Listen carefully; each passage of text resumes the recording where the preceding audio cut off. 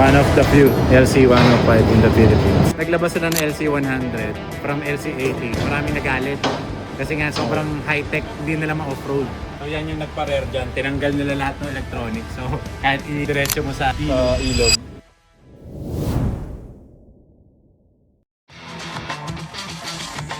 Kuya, number... may nagpa-Shopee oh. Poste. Iba mag-shopping yung tao dito. Bibili ako sa poste, kailangan ko dito.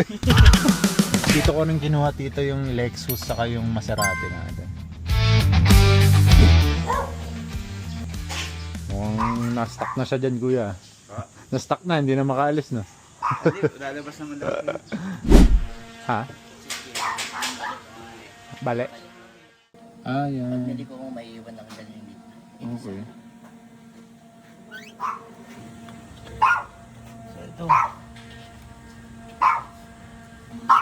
Kung sakali, lalagyan na lang ng roller. Tapos tow natin pa, ano. Kaya lang may ilabas dito. Hindi, kaya. Ang road na.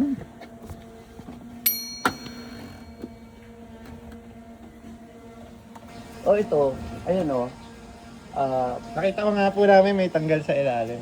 Oo, hindi ito. Kaka-text lang ng ano. Sabi, ayun, text sa akin. Bumili po kayo ng parts na.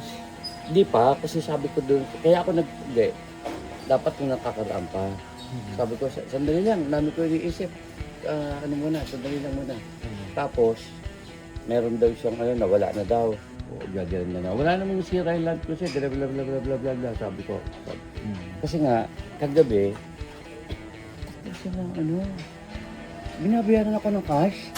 Medyo na, sandali lang. Ganda na WhatsApp. Ay, di.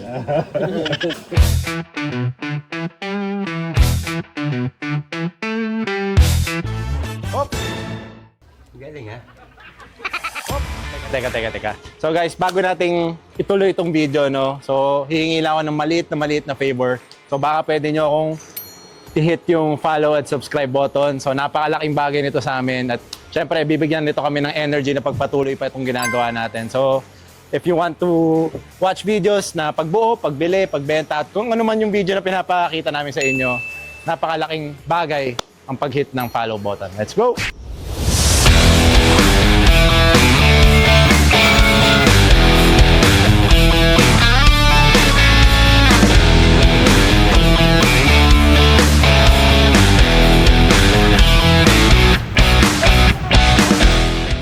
So, dumating na si LC105.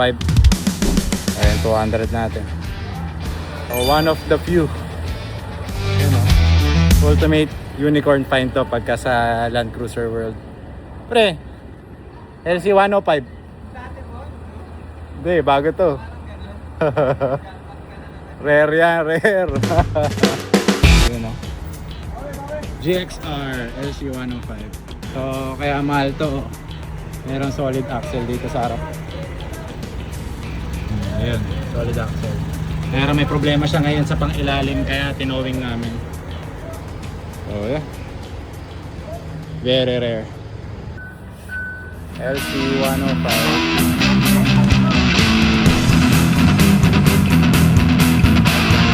Manual yung ligo eh. Gago, one man powered yan. Hindi, autopilot nga. Walang tao sa loob yun. Mili ko kusa. Panis yung Tesla mo. Got it. One of the few LC105 in the Philippines. Isa sa pinaka-rare na LC. Bakit? Dito sa Pilipinas. Naglabas sila ng LC100 from LC80. Maraming nagalit. Kasi nga sobrang high-tech, hindi nila ma-offroad. So naglabas sila ng limited edition na tinanggal nila lahat ng electronics. Tapos nilagyan nila ng solid axle katulad sa 80. Which is yung parang bungo dun sa harap. Dito rin.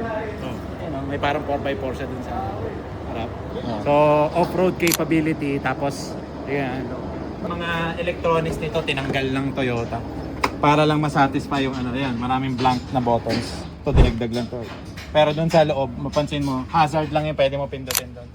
Pero lahat blanco. So yan yung nagpa-rare dyan. Tinanggal nila lahat ng electronics. So kahit i-diretso mo sa ilog. Sa ilog. Tapos yung makina nito na 1HJ, non-turbo. Hindi siya yung 1HDT na ginamit dun sa iba. Mm. Legendary ang engine na yan. Yung talagang sobrang tibay. So, bulletproof.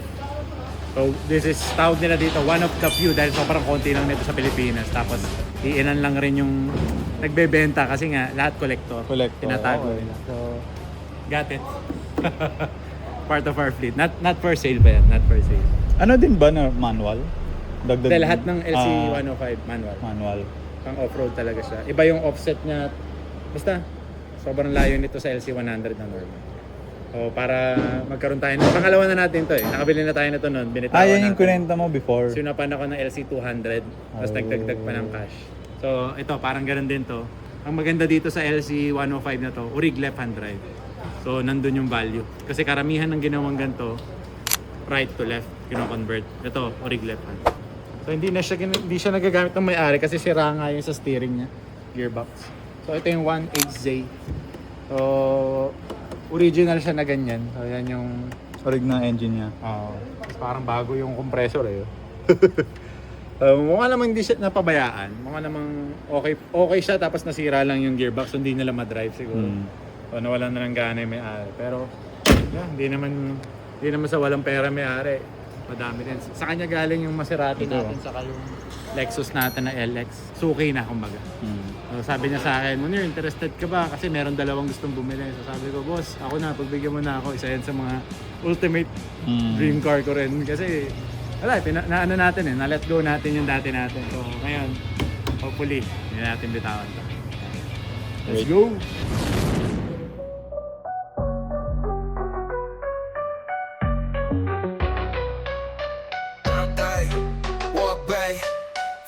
Forms capital cars, binali, binanta Turn dreams to reality, mundo'y nag-iba Lahat ng modelo parang nag-shape shift High demand, parati ang getting the profit At parating bagong model, puro bagong whip Pagkakita ng bago nilipad, binili at pagkatapos Pinarehistro at kinrive at pagkabukas para akong nagising Parang panaginip, may amoy pa ng brand new dreams to reality Bumalik sa Forbes, bago na naman whip Bibili ng bago, at bago na naman whip Iba naman yung modelo From dreams to reality, Forbes Capital Cars Di na ako pipili sa iba From dreams to reality